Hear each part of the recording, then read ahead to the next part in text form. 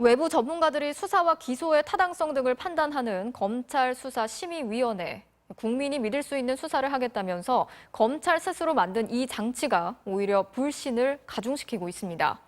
검언유착 의혹이나 이재용 부회장 사건 등 수심위가 열릴 때마다 논란이 되고 있는데 이마저도 평범한 시민들에겐 그림의 떡입니다.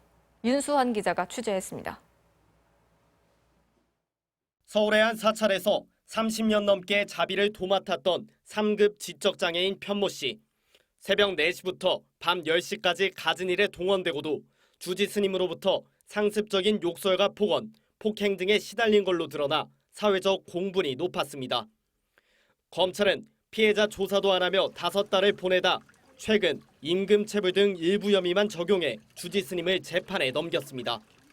수사가 부실했다는 억울함에 편 씨는 지난달 초 검찰 수사심의위 소집을 신청했지만 거부당했습니다. 소집 요건인 사회적 이목이 집중된 사건이 아니라는 겁니다. 소집 여부를 논의하는 검찰 심의위 회의조차 열지 않은 위원장 개인의 결정이었습니다. 이런 결론마저도 신청 한 달이 지나서야 내려졌는데 검찰은 신청 당시 수사가 진행 중이어서 판단이 불가능했다고 했습니다.